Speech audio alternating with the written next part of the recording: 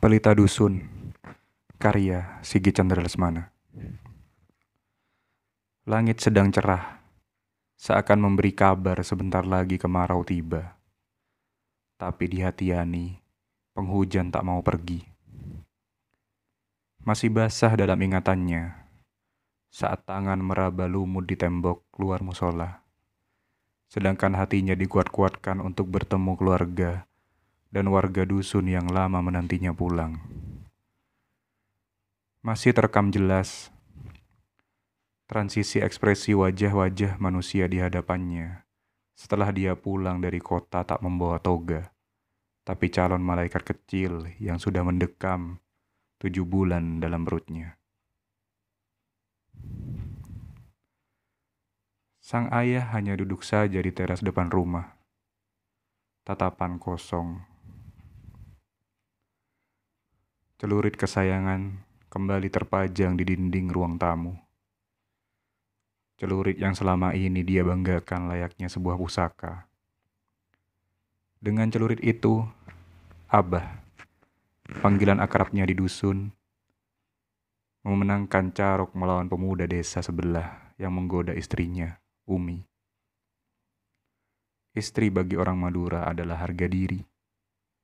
Maka nyawa taruhannya jika berani menggoda istri orang lain. Celurit yang sama juga nyaris merenggut nyawa Yani. Anak kesayangannya yang pulang tak membawa harapan dan kebanggaan. Namun aib bagi keluarga dan dusun. Nyawa Yani selamat setelah Umi segera menyadarkan Abah dari kekalapannya sendiri. Sejak saat itu, Abah lebih sering melamun daripada memimpin sholat di musola. Abah juga tak pernah pergi lagi ke sawah. Sawah mana lagi yang akan dia garap? 5 petak kecil sawah warisan dari sesepuh sudah dia jual demi kuliah Yani di sekolah tinggi keperawatan, yang tentu saja menelan banyak biaya. Belum lagi biaya kos, biaya makan, dan biaya transportasi. Bisik tetangga pun mulai terdengar lebih nyaring dari biasanya. Topik hangat tentang Yani seakan virus yang dalam hitungan jam sudah menjangkau setiap telinga di desa atau mungkin bahkan satu kecamatan. Mana hasilnya sekolah tinggi-tinggi? Tidak bawa pulang ijazah, malah bawa anak. Sawah orang tuanya juga sudah terlanjur habis. Perkataan bernada serupa selalu menjadi topik utama selama sebulan di antara ibu-ibu yang bergosip sambil berburu kutu di kepala anaknya masing-masing.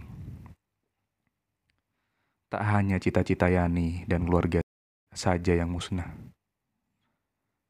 tapi setiap harapan dan cita-cita seluruh warga dusun ikut punah. Warga dusun yang hampir seluruhnya berprofesi sebagai buruh tani. Pendidikan tertinggi mereka hanya sebatas sekolah menengah pertama. Sejatinya hanya Yani yang memberanikan diri untuk menempuh pendidikan tinggi dan merantau jauh.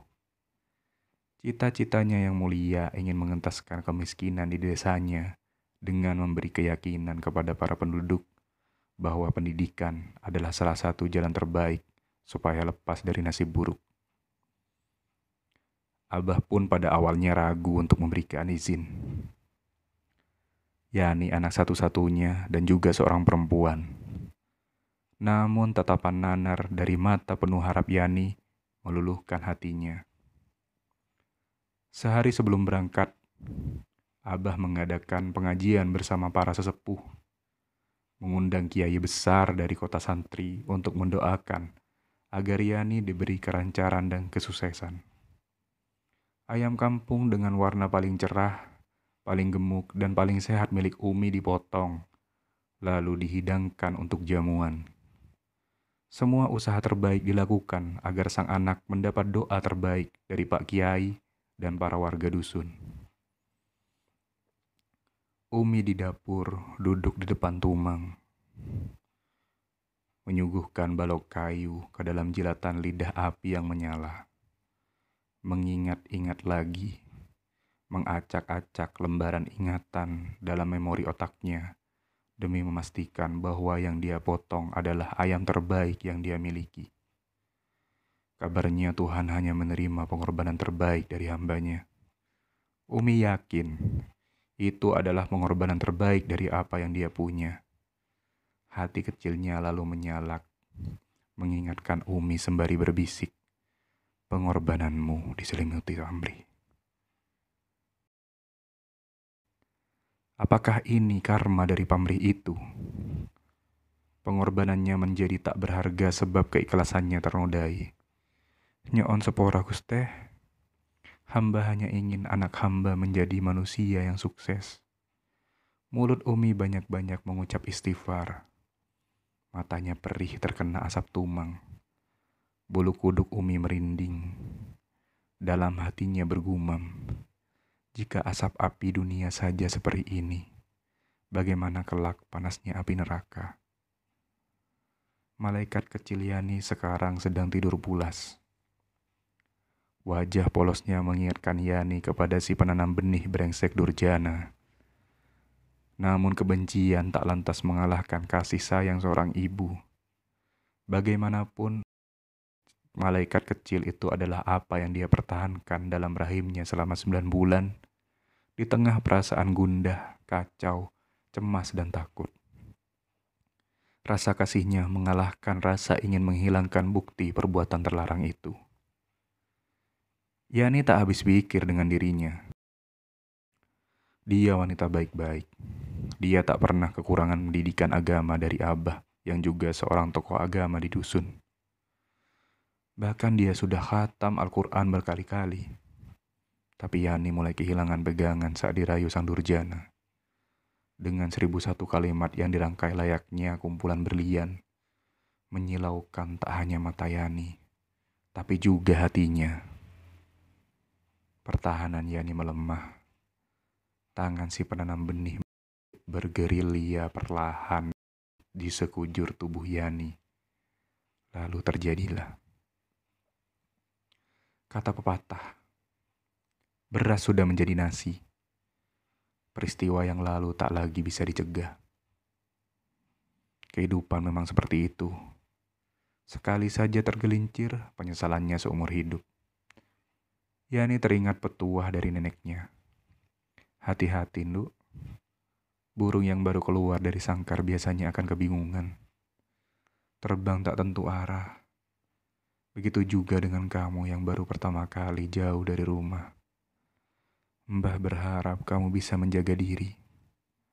Aroma kapur sirih turut serta menyelimuti petuah nenek. Giginya yang memerah mengunyah lembaran sirih yang berisi kapur, pinang, dan gambir.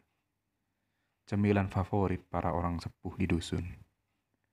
Cemilan yang kabarnya akhir-akhir ini mulai digemari juga di negeri Cendrawasih. Namun permasalahannya, anak kecil di sana juga ikut menggemarinya, sehingga gigi mereka rusak dan mengancam pertumbuhan. PR baru bagi negara. Tapi jangankan memikirkan permasalahan negara. Otak Yani sudah terlalu penuh dengan masalah pribadinya. Biarlah para pejabat yang menyelesaikan semua permasalahan negara. Bukankah mereka memang dibayar untuk itu? Angin bertiup dari arah bukit belakang rumah Yani. Masuk melalui celah bilik bambu kamar. Membawa dinginnya angin petang menjelang malam. Anak Yani yang tertidur pulas seketika menangis. Menjerit keras karena kedinginan. Naluri keibuan Umi seketika membawanya ke kamar Yani. "Abah!" Alih-alih menenangkan tangisan si malaikat kecil, Umi malah ikut menjerit memanggil Abah dengan sekuat-kuatnya. Bahkan warga dusun yang hanya berjumlah 10 keluarga juga ikut mendengar jeritan Umi. Sesampainya di kamar Yani, Abah tertegun. Tak sepatah kata pun bisa keluar dari tenggorokannya. Tak lama warga yang penasaran juga masuk ke kamar Yani. Lantai keramik murah yang semula berwarna putih susu, sekarang berubah merah. Darah segar mengucur dari urat nadi dengan luka menganga di pergelangan tangan Yani yang tersandar di pojok kamar. Detak jantung melemah. Sebentar lagi berhenti. Yani pasrah menghadapi sakaratul maut. Di pelupuk matanya, Israel datang dengan wajah dingin dan datar. Kemunculannya dibarengi suara azan maghrib dari kejauhan. Yani terkulai, matanya perlahan tertutup rapat. Pelita dusun padam, pelita yang berharap memberi cahaya, tak mampu ditelan kegelapan.